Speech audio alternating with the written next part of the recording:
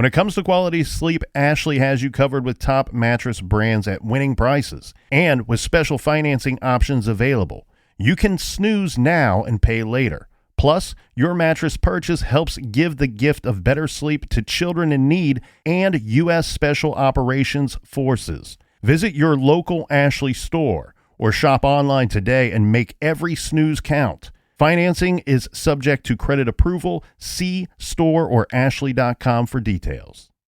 Dreaming of overseas adventures or connecting more deeply with family from afar? Rosetta Stone bridges the language gap. I've tried others, but Rosetta Stone's immersive lessons and voice feedback technology are game changers. Dive into 25 languages by learning intuitively, just like when you were a kid. And here's the holiday sparkle. Grab a lifetime membership now and save 50%. Gift yourself the world. Head to rosettastone.com now and save 50%.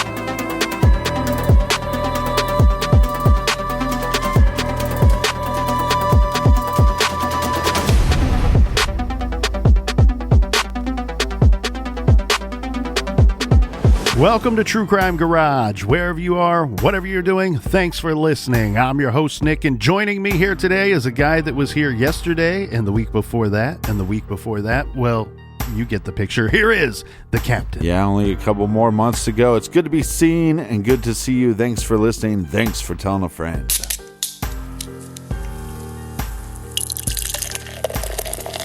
Today we are drinking 614 Lager by our friends over at Wolf's Ridge Brewing in beautiful Columbus, Ohio. 614 Lager is brewed to be clean, crisp, and refreshing, and guess what? Mission complete, because 614 Lager is light, smooth, crisp, and crushable. This is a light lager with good hops, garage grade 3 3/4 bottle caps out of 5, and a big cheers goes out to our friends that helped us out with filling up the fridge this week. First up, a cheers to Carmen, listening in her garage in Marshalltown, Iowa. And a big shout out to Susan in Charlotte, North Carolina. Next, we send a shout out to Nurse Melissa from Hooksett, New Hampshire. And a big We Like Your Jip goes out to Holly from Parts Unknown. Next up, Captain, we have Mary in Kearney, Nebraska. And last but certainly not least, a big cheers to Tyler H. in Chattanooga, Tennessee. Everyone we just mentioned, they helped us fill up the fridge this week, and for that, we are forever grateful. Yeah, Chattanooga. Choo-choo! BWERRUN Beer Run. Go to the store page, get you some. It's a good way to support the show, but you get something in return. And that is enough of the business. All right, everybody, gather around, grab a chair, grab a beer. Let's talk some true crime.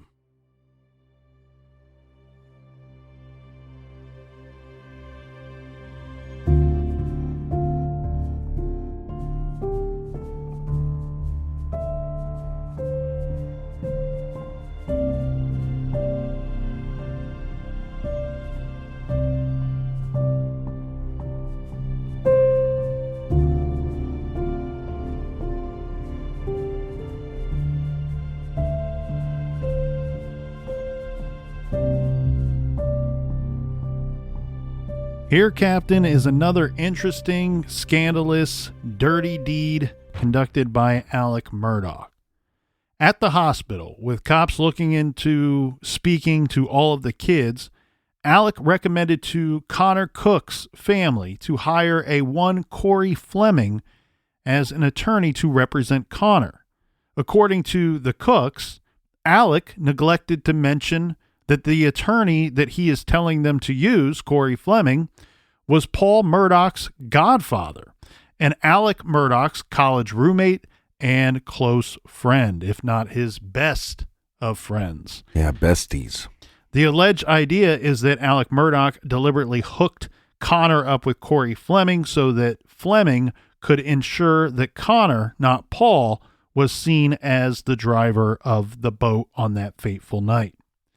In 2021, Attorneys representing Connor in Connor Cook versus South Carolina Department of Natural Resources filed for pre-civil suit discovery requesting depositions of a number of law enforcement officers. These were necessary because the court filings allege there was a conspiracy to cover up Paul's involvement in the crash and pin it on Connor.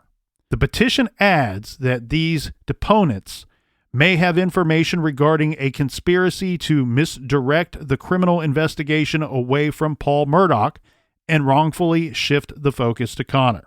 The law enforcement officers mentioned in this petition are Michael Brock, Austin Pritchard, who we talked about quite a bit in episode 1, John Leroy Keener III, Robin Camlin, and Troy Andrew Crafe. The petition adds that the petitioner is informed and believes that certain evidence gathered at the scene and thereafter is now unable to be accounted for by law enforcement authorities, and the deponents will be questioned about the failure to conduct an appropriate investigation, including the failure to administer field exercises to Paul Murdaugh. In other words, the lawsuit alleges Alec Murdaugh set Connor Cook up with Fleming, who told him not to talk to the investigators as part of a campaign to ensure he was wrongly identified as the driver of the boat. Yeah, it's sad. They also allege that the officers failed to collect Paul's phone and failed to give field sobriety tests at the scene. Only after Connor fired Corey Fleming and obtained new attorneys and spoke to prosecutors was Paul Murdaugh charged. Well, that's interesting. He has to change his lawyers, shift his lawyers before we even see charges brought against Paul Murdaugh. Connor was told by Alec Murdaugh and Corey Fleming to keep his mouth shut, part of an orchestrated campaign to hold Connor both civilly and criminally responsible for the incident. Per Newsweek, Alec Murdaugh approached Cook in the hallway of the hospital as he was heading to get his jaw x-rayed and told him everything would be all right if he would keep his mouth shut. No pun intended. Connor said he was intimidated by the Murdaughs and was deliberately vague about who was driving until he realized that he was the intended scapegoat. A civil conspiracy among 5 law enforcement officers resulting in knowing attempts to interfere with the investigation. The 5 officers have information as to a campaign to cloud the investigatory issues and disseminate false information in the community with the intention of misleading law enforcement and prosecution charging parties and the public into wrongly and falsely believing Connor Cook should be arrested and charged as the boat operator. All right, this is a lot to unpack, and I'm trying to follow you. We have this, it's hard to even call it an accident because I think Paul was driving maliciously. He was drunk and I think acting completely irresponsible. Police show up at the scene. They don't do a sobriety check on Paul. People are making statements, multiple people in the boat stating that Paul was drunk, stating he was driving crazy, stating that Paul was driving. And now, once they get to the hospital, it seems like Alex, the head of the Murdaugh family, is now trying to shift the narrative away from his son and put the blame onto Connor, which is the one that made the 911 call. But what you just stated there, and if I'm following you correctly, is that there was 5 law enforcement officers that were involved in trying to turn this whole plot against Paul into a plot against Connor. Yes, that's what the lawsuit alleges. Okay. Now, as far as the law enforcement officers and their quote-unquote involvement, to me, it looks more like they chose to sit on their hands and do nothing. Right. And then things got wonky afterwards. And, of course, someone has to be operating the boat.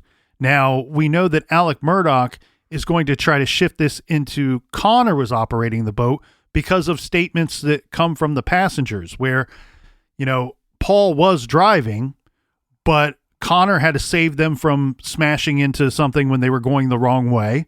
He, you know, had to grab the wheel and jerk the wheel so they wouldn't smash into something. Right. And then at another time when Paul decides to leave the wheel, go up to the front of the boat and smack his girlfriend and spit on her and call her names, somebody had to step in and grab the wheel then too, and that was Connor again. So Connor becomes the likely scapegoat of, oh, well, we can take this situation, make it a little confusing, and maybe we throw it in a blender and hit the button a few times, and now when we pull it out and take off the lid, it looks like Connor was the driver. The thing, too, is, again, somebody has to be held responsible for operating the boat. We know that somebody was operating the boat, and I really like that you and everybody else out there picked up on this, because this is something that was interesting to me. It wasn't a question about if there was somebody that was drunk driving that night. That seemed pretty obvious, but the more that I dove into this situation and the written statements of the passengers on the boat that night, it was clear to me that not only was Paul drunk driving, but he's also like crazy driving. Like, oh yeah? Oh, right. You're telling me I can't drive my boat? You know, somebody else is going to drive the boat, and he's just driving like a maniac. Very reckless behavior on top of what was already reckless behavior of the drunk driving. Well, he's acting as if he has no concern for others, period. And he should be arrested for being abusive towards his girlfriend and spitting on her. That's assault. Well, Connor Cook's lawsuit, which was filed on September 20th of 2021, named defendants. And the named defendants are Alec and Buster Murdaugh, Parker's 55 Incorporated. That's the convenience store where the alcohol was illegally purchased. And the Parker's employee who rang up Paul Murdaugh's purchase of booze. The lawsuit alleges that Buster Murdaugh gave his teenage brother Paul his driver's license so that Paul could buy alcohol. The driver's license, along with a third-party credit card used, should have alerted the Parker employee that this is probably an illegal sale.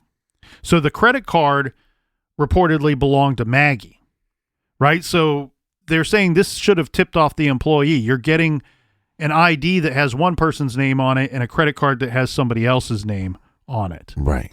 Neither belonging to Paul Murdaugh. The suit goes on to allege that Paul Murdaugh was drinking all day long and should have been stopped from driving the boat by the boat's registered owner, which is his father, Alec Murdaugh. It maintains that Alec Murdaugh knew Paul was a habitual drinker. I mean, but his father's not going to be a father. As much as we dislike Alec Murdaugh, it's difficult to say that he's not intelligent. He's just a shitty person. He should be able to see the writing on the wall here. His son is a problem and continues to be a problem leading up to this horrible tragedy of the boat crash. Seems like this family is so greedy, and they probably spend a lot of their time focusing on trying to build wealth, that they don't spend time on trying to build character within their sons. They're spending too much time covering up their real character to build any character in the process. Yeah. So that's one lawsuit, Captain. Now, Connor Cook wasn't the only one to sue. Before Connor sued, Mallory Beach's mom, Renee, filed a wrongful death lawsuit back in March of 2019, just 1 month after the boat crash. Now, the initial complaint named a whole slew of defendants, and a lot of these are the same that were in the other lawsuit. So, we have Gregory Parker Incorporated, which is AKA the Parker's Corporation. This is the convenience store where the kids bought their booze. They also are suing the bar where the underage kids, Connor and Paul, drank the shots. They're suing the Woods family, who hosted the oyster bake at their home.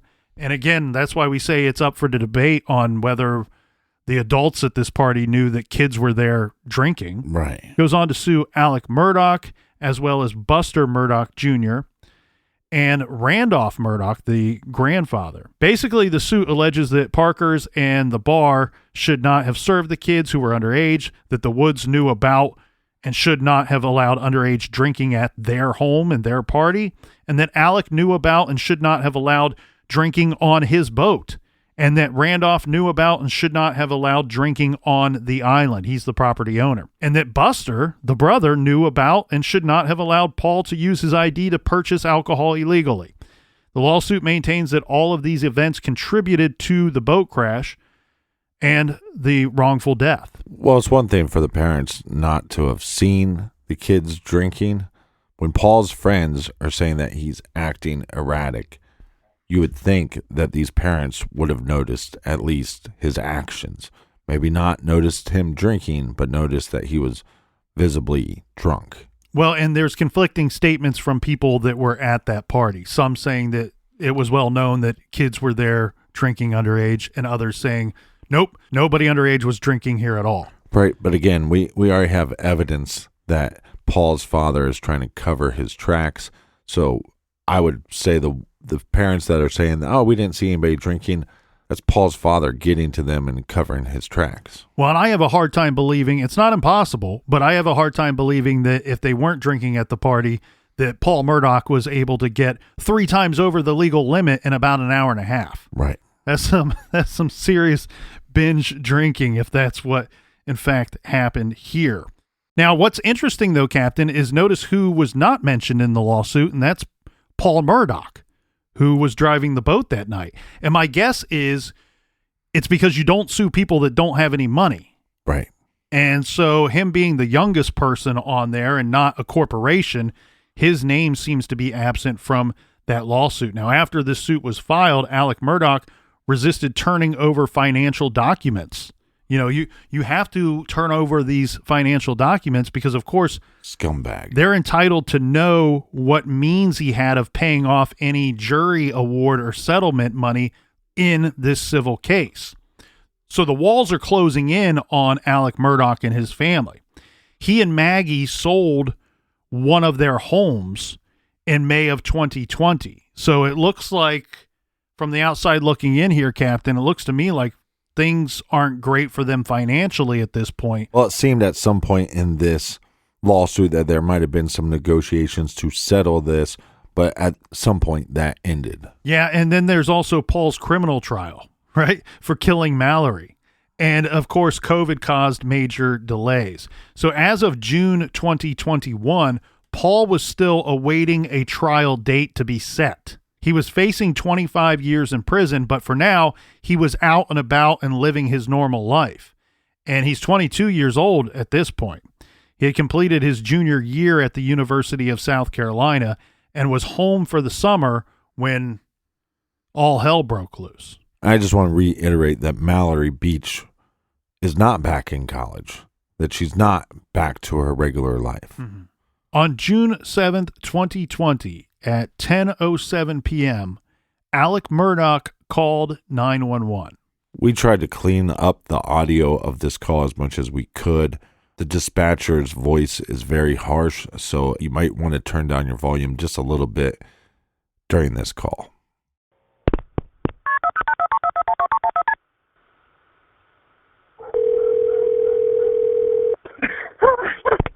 Hampton County 911, where's your emergency? This is Alec Murdaugh at 4147 Moselle Road. I need the police and the ambulance immediately. My wife and child just shot badly. Okay, you said 4147 Moselle Road in Allison? Sir? You said 4147 Moselle Road in Allison? Yes, sir. 4147 Moselle Road. Stay on the line with me, okay? Hurry. Yes, sir. Stay on the line with me, okay?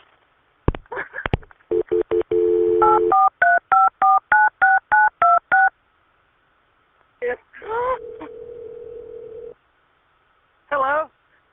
I'm still here. Stay on the line. I'm still here, okay? Carlton, I have an Alex Murdaugh on the line, caller from 4147 Moselle Road.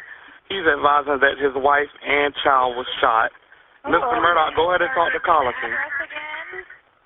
It's 4147 Moselle Road. I've been up to it now. It's bad. Okay. Collin County Communications. Carlton, I have an Alex Murdaugh on the line, caller from 4147 Moselle Road. He's advising that his wife and child was shot. Okay, and sir, give me the address again. It's 4147 Moselle Road. I've been up to it now. It's bad. Okay. Okay, and are they breathing? No, ma'am. Okay, and you said it's your wife and your son? My wife and my son. Are they in a vehicle? No, ma'am. They're on the ground out at my kennel.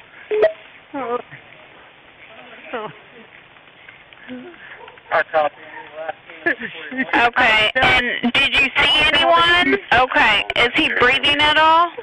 No, nobody. Is she? Okay, do you see anything? Do you see anyone in the area? No, ma'am. No, ma'am. What color is your house on the outside? What color is your house on the outside? It's white. You can't see it from the road. Okay, is it a house or a mobile home? It's a house. Okay, and what is your name? My name is Alex Murdaugh. Okay, and did you hear anything, or did you come home and find them? No, man, I've been gone. I just came back. Okay, and was anyone else supposed to be at your house? No, ma'am.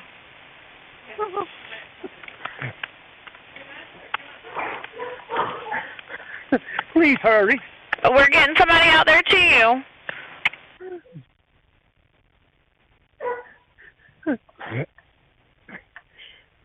Oh. Oh, man. Oh.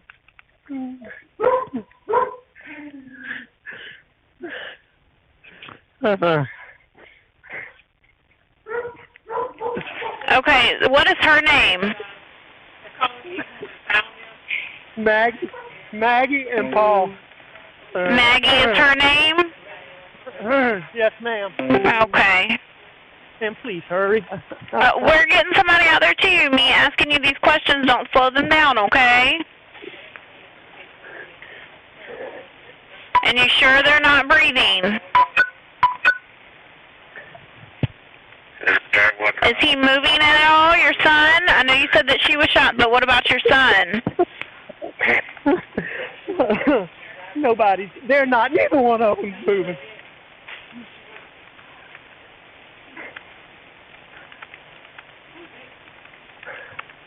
What is your telephone number? And does anything look out of place? Ma'am, I not particularly, really, no, ma'am. Okay. Okay.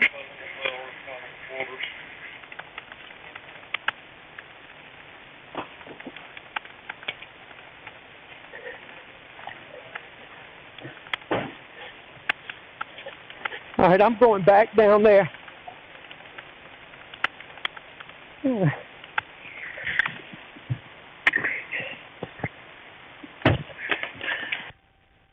Are they close, ma'am? Yeah, they've been en route with you ever since you've got on the phone with me. I have multiple people coming out there to you.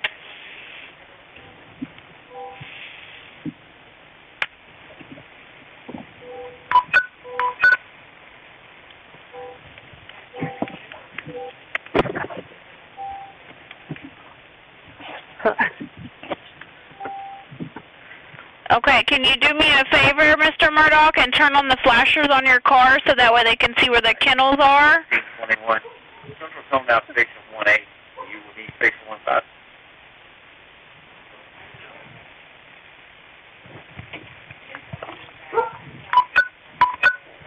Do you have your flashers on for me, Mr. Murdaugh?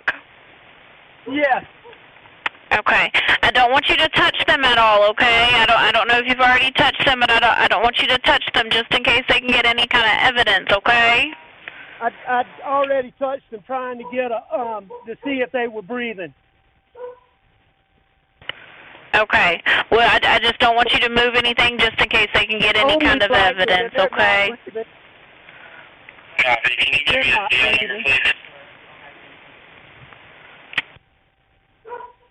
Oh.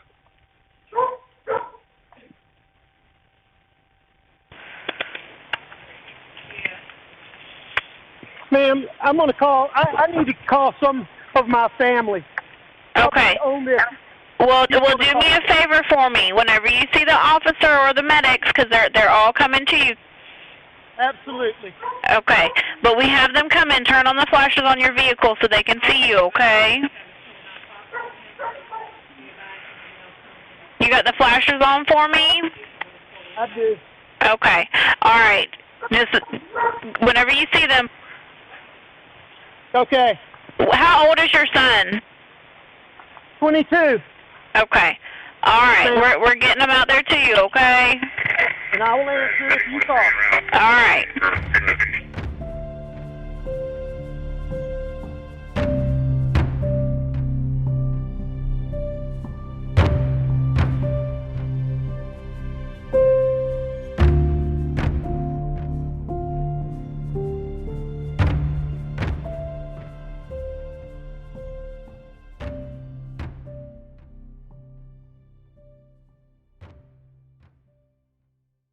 This show is sponsored by BetterHelp. Do you look forward to the holidays? Maybe you struggle with seasonal blues.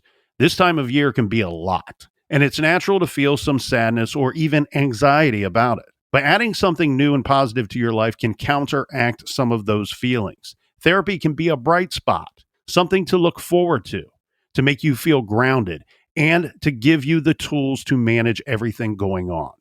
If you're thinking of starting therapy, give BetterHelp a try. It's entirely online, designed to be convenient, flexible, and suited to your schedule. Just fill out a brief questionnaire to get matched with a licensed therapist and switch therapists at any time for no additional charge.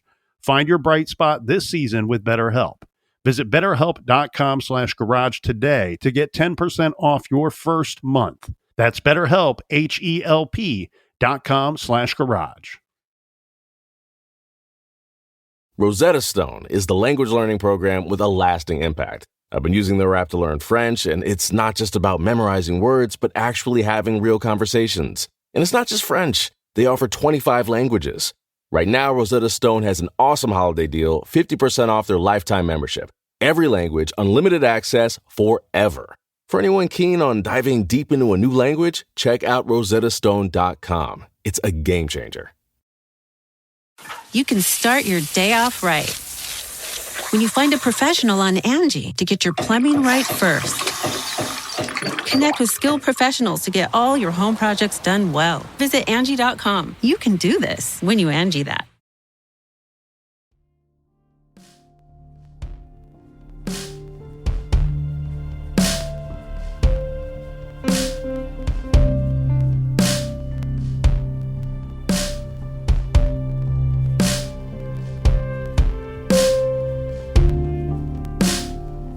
All right, we are back. Cheers, mates. I'm back. He's back. We're all back. Cheers to the people in the front. And on the sides. And the back. As you heard, we can hear a distraught-sounding Alec Murdaugh. He's gasping, trying to tell the 911 dispatcher that he needs police and ambulance immediately. His wife and child have been shot badly. Please hurry. I'm not going to go through the entire call there, but some key points there. He states out that neither of them are breathing when he found them. And the dispatcher asked him not to touch the bodies. He says, I've already touched them to see if they were breathing. He distinctively says that he just got back, that he was previously gone. Yes. So the call lasts about 6.5 minutes. And the sheriff's office was dispatched immediately. They arrive about 20 minutes later. They called in SLED at 10:28, and agents from SLED arrive on scene at 11:47. For context, the shootings happened at the Murdaugh's very remote hunting lodge, a home that they called Mosley, that sat on 1,770 private acres in Islandton. Now, Islandton is a rural small town about 65 miles west of Charleston, and the Murdaugh's estate was outside of town. Now, one thing that I thought was very smart of emergency personnel, the dispatcher there, telling Alec, hey, turn on the flashers or the blinkers on your car so that when emergency personnel arrive on scene, they know where you are. Because if anybody's Googled this property or seen video of it, there's aerial video footage of this property. It's large, and it's in the center of it. It's rather open, and you can see that there could be multiple buildings or anywhere outside that the two victims could be when personnel's arriving on the scene. And of course, even though Alec Murdaugh says, hey, they're not breathing, we want to get to them as fast as we can and try to save lives. So I thought it was very smart of the dispatcher to recommend putting on the flashers. Well, and they also don't know if the shooter is still there. Correct. And so this identifies him not only where the bodies are, but identifies him as the person that called and possibly not the shooter. That's one thing that I kind of called into question too.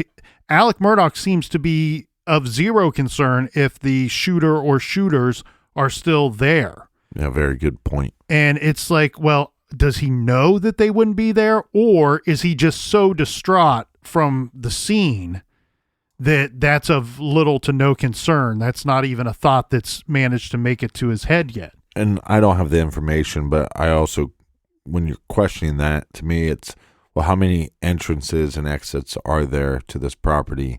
And is it one of those things where he entered the only way you could, and there was no car in his path? He saw no cars, so therefore he just assumes that they're gone.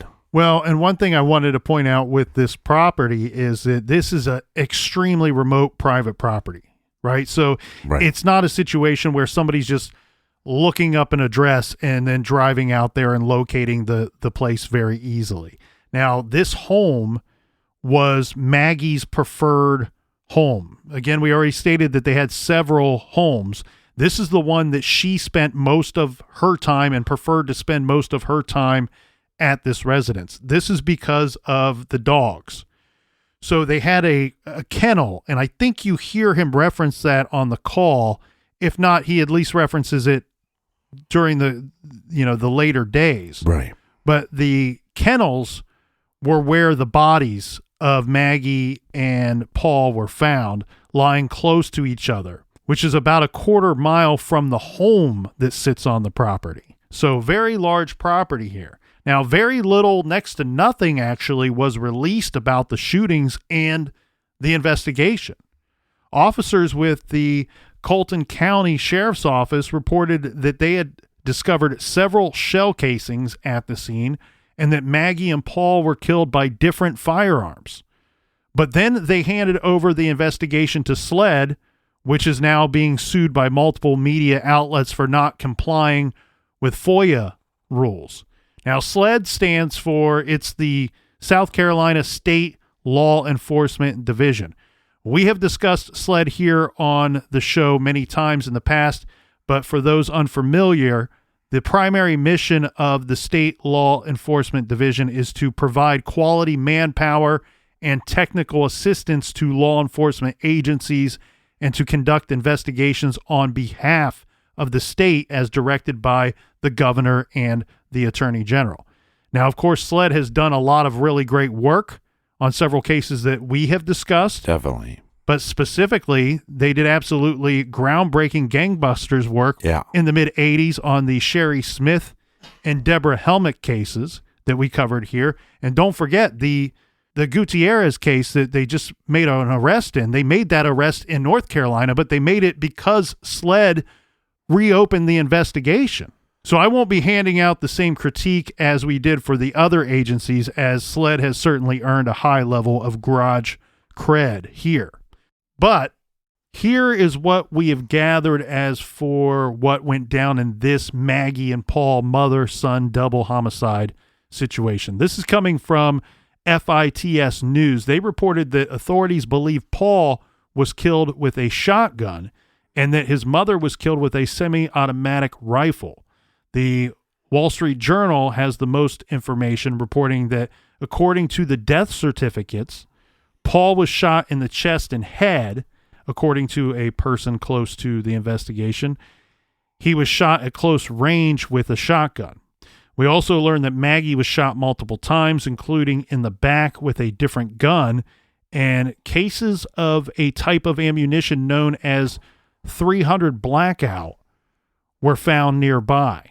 This according to two people close to the situation. Adding that the Murdaugh family owned an AR-15 style rifle that can use that type of ammunition, but it was not was not recovered at the scene or turned over for inspection. That's a little suspicious. So the media has published these unsubstantiated reports, but official statements are few and far between. Reports submitted to the court backing up SLED's heavy redaction of police reports indicate that at least one firearm was seized at the scene. FITS News says that at least one of the weapons used in the shooting belonged to the family. It also reports that casings were recovered, and sheriff's deputies were seen searching a swampy area near the property.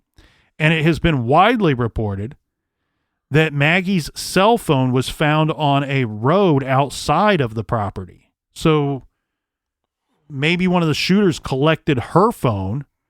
Seems odd, though. Maybe both phones, but collected her phone and just tossed it out the window as they drove away from the scene. Possible. It does seem a little odd, but not if you want to prevent somebody from calling 911 and saving their own life so they can testify against you later in court. Yeah, good point. One of the Murdaugh's extended family members used Find My iPhone to ping it so police could locate it.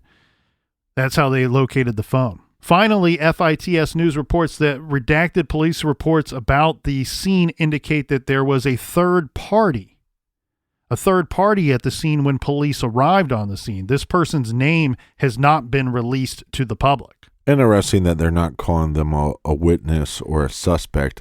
My guess is maybe that this person was on the property. You did say it's a large property and had no knowledge that the crime took place at the time that the crime took place. And then they don't want to name the individual because they don't want people jumping to conclusions or pointing the finger and saying that that person is a suspect. Well, and the other thing here, Captain, is we got to keep in mind that this property, you know, they had the dog kennel there. This was also like a hunting, an outdoorsman type property.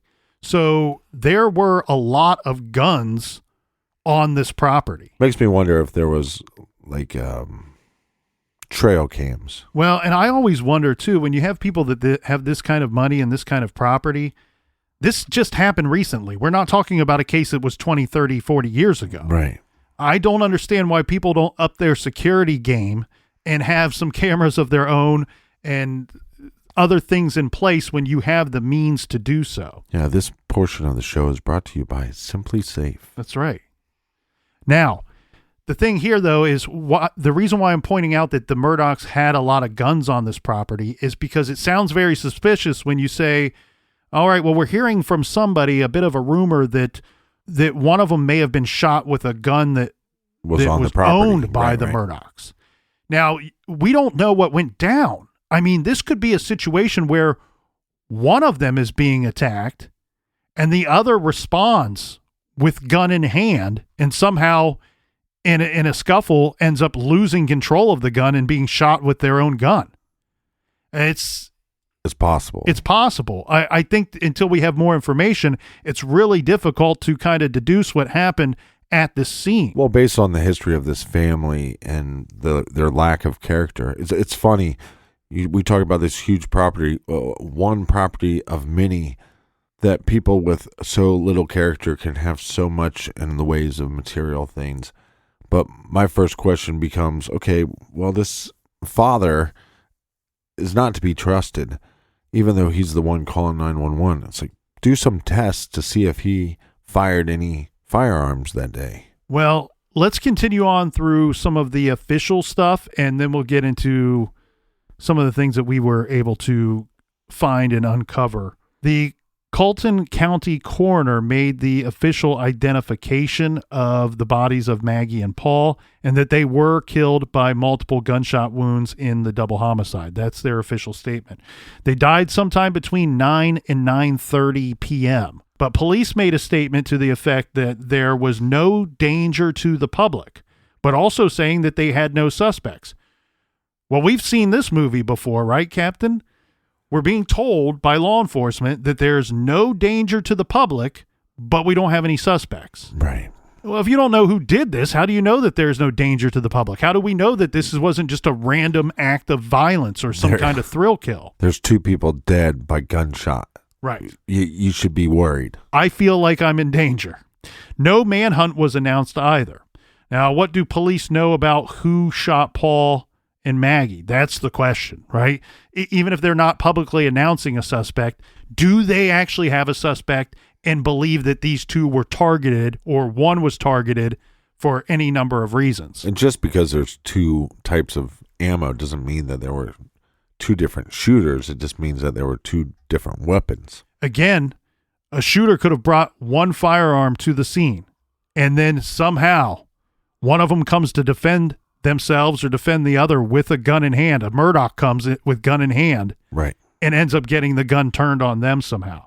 Well, everybody, of course, is going to want to know, what is Alec Murdaugh's alibi? Where was he before he arrives home to this bloodbath? I find it very suspicious that he's pretty clear that I just showed up. I wasn't here before.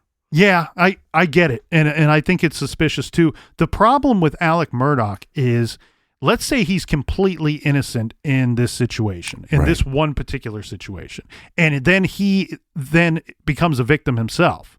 And unfortunately, he had to arrive home to seeing the worst thing you can imagine, your wife and child dead. The problem with him is he's such a shady character. Right.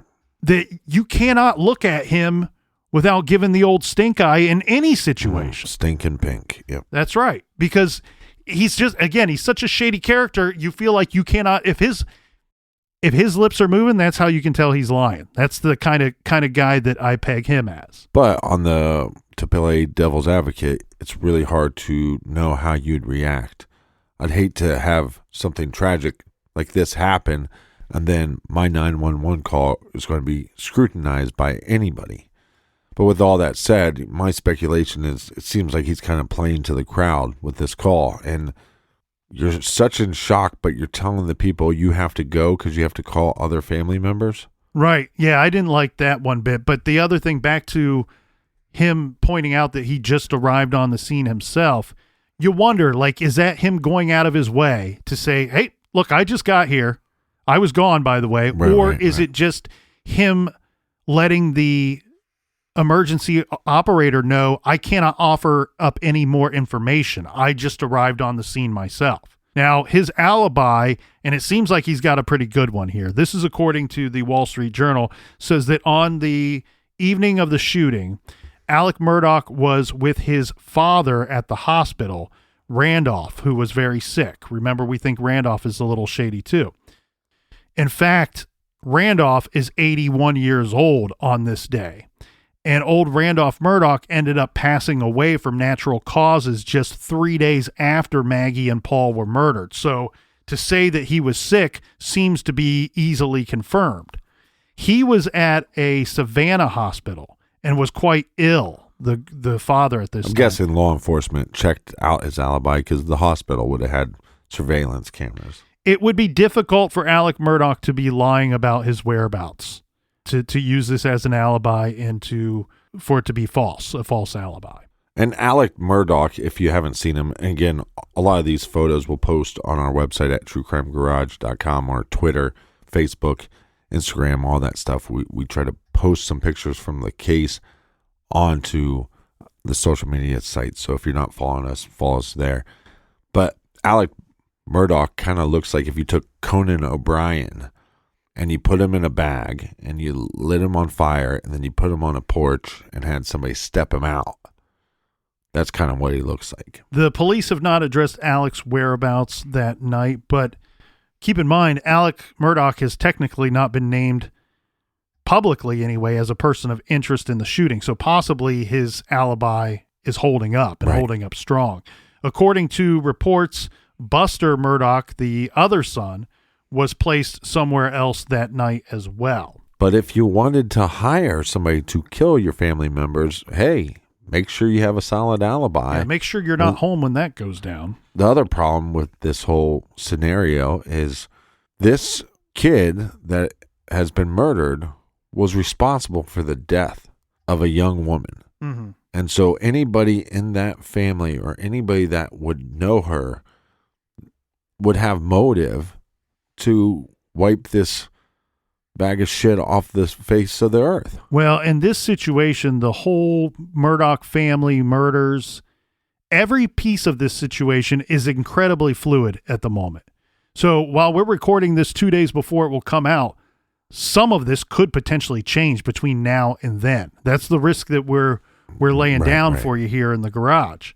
But the short of it is that no suspects have been named in the shootings of Maggie and Paul, and there have been no arrests. But 2 of Alec's brothers appeared on ABC's Good Morning America and stated that Paul Murdaugh had been the subject of death threats since he was charged in the death of Mallory Beach. And the local newspaper, the Island Packet, reported that investigators were looking into the possibility that Paul was the intended target, right? If you think about it, there were a lot of people who might have been really pissed that they were dragged through the mud because of the boat accident. That, again, all signs point toward Paul being responsible for Mallory's death. Well, think about the other kids on the boat that day when they're saying, look, this guy acted recklessly and he's not going to get in trouble for it. And we have reports of people saying that Paul was smiling back at them like, yeah, I know I'm not going to get in trouble for this. Right. So in some of those cases, you want to take revenge into your own hands. And I think his mother was just a bystander of that. We were kind of talking about this off mic earlier, was if somebody wanted to kill him in revenge, chances are the mother would be able to identify that person.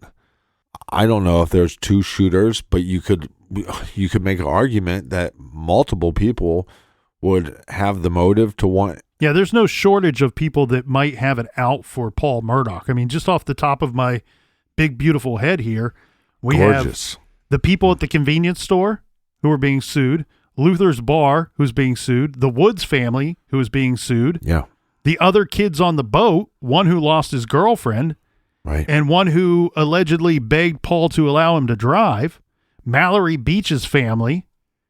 Yeah. I mean, if I'm Mallory Beach's father, my heart goes out to him first off, but if I'm in that situation, Captain, I'm praying to God every morning when I wake up that I don't lose my mind and go off and strangle that little bastard.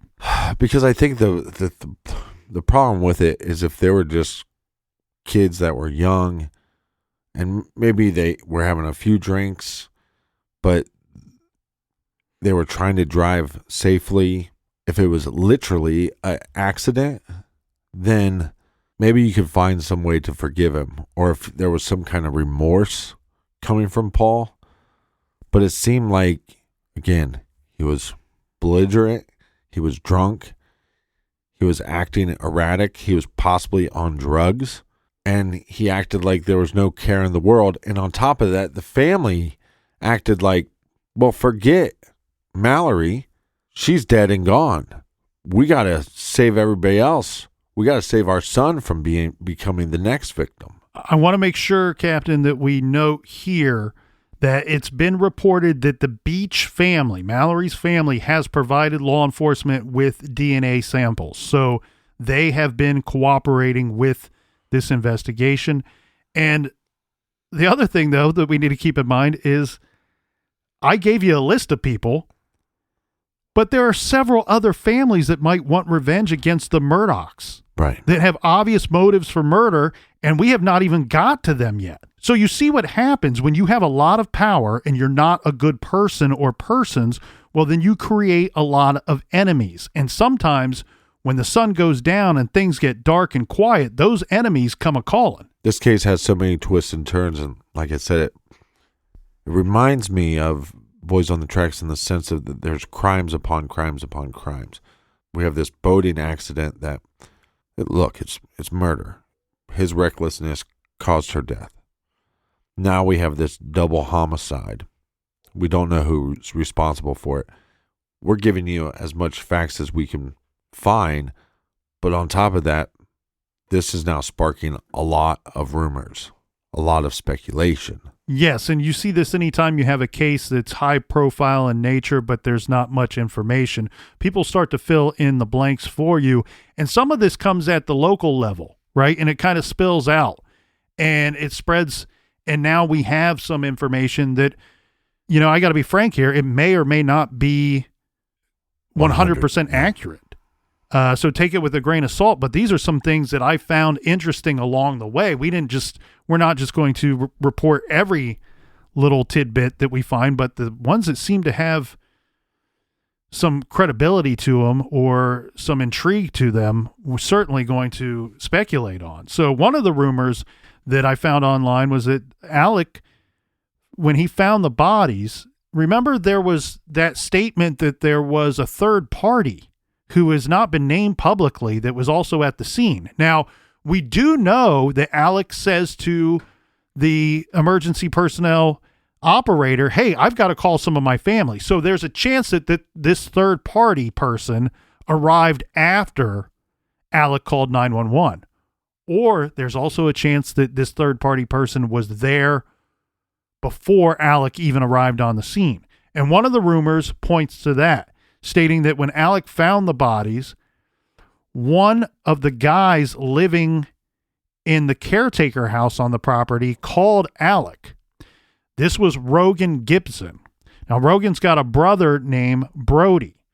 So the thought is that one or both brothers were staying at the caretaker house on the property. Rogan called Paul to take a photo of his dog for him.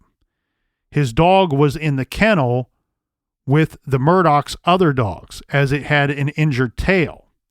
The Gibsons were allegedly the new caretakers of this property. So they're taking care of the property and they're living there. Right.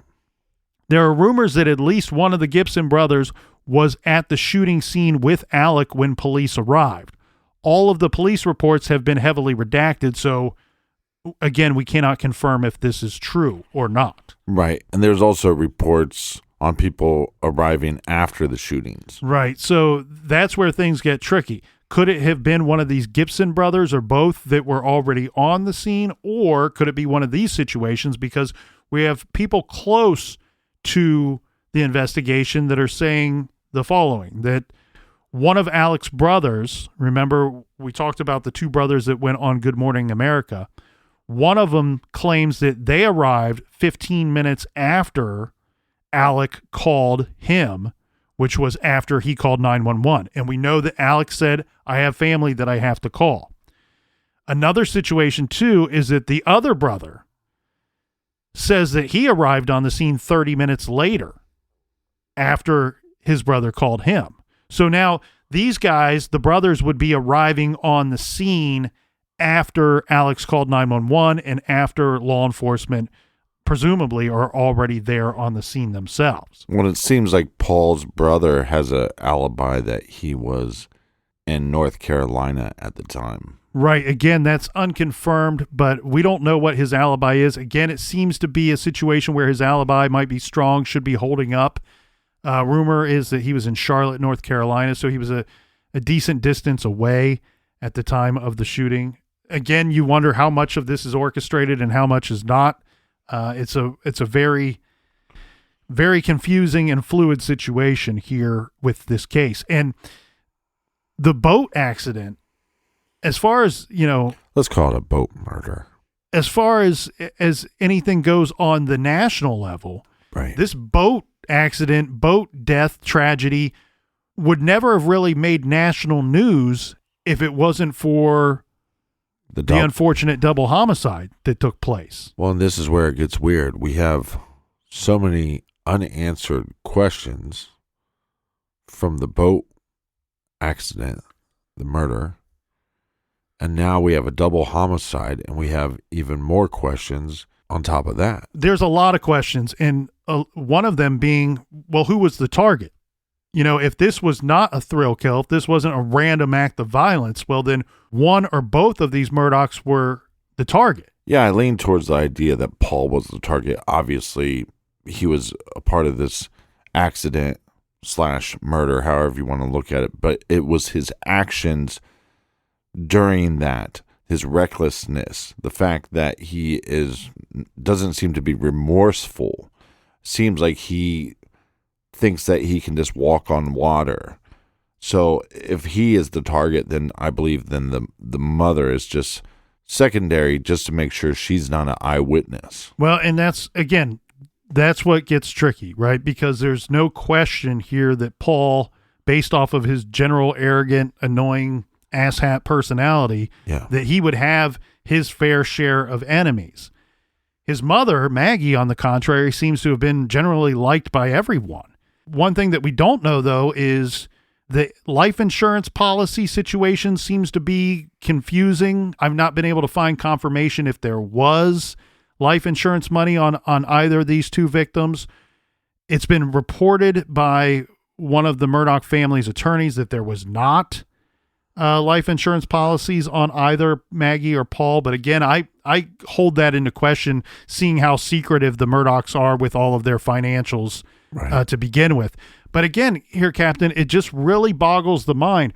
Could Maggie have been the target and then Paul is collateral damage, or Paul was the target, Maggie's collateral damage, or did somebody have it out for the Murdaughs in general and just was willing to take out the whole family?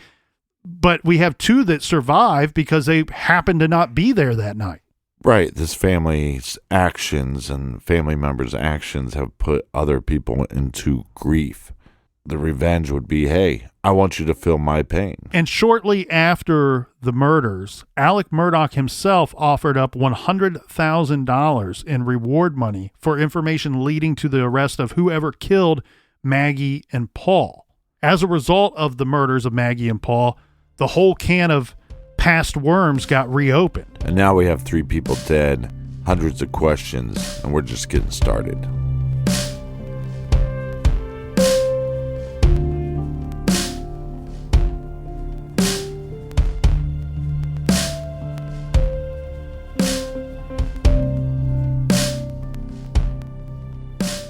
So much more to get to in this case. Join us here next week for part 3 and 4. Colonel, until next week, do we have any recommended reading? Of course, Captain. This week, I'm very happy to be recommending FBI Diary Profiles of Evil by Peter M. Clismet Jr. We've talked about Peter before here on the show. He was the FBI agent that very accurately gave the profile in the Beatrice 6 case. So he came on to truecrimegarage.com and mentioned his book in our blog, and I said, you know what? I got to go pick it up. It's a great read. It's like receiving FBI profiler on-the-job training. He's walking you through how he learned in the cases that he worked over the years. So make sure you check out FBI Diary Profiles of Evil by Peter Clismet Jr. You can find that great title and many more on our recommended page at truecrimegarage.com. And until next week, be good, be kind, and don't litter.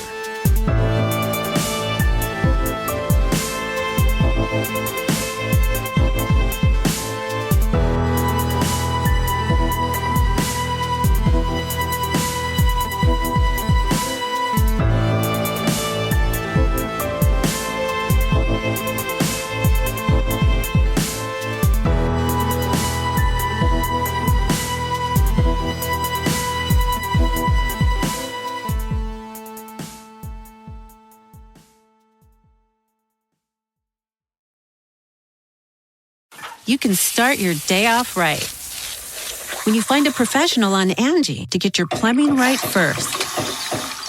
Connect with skilled professionals to get all your home projects done well. Visit Angie.com. You can do this when you Angie that.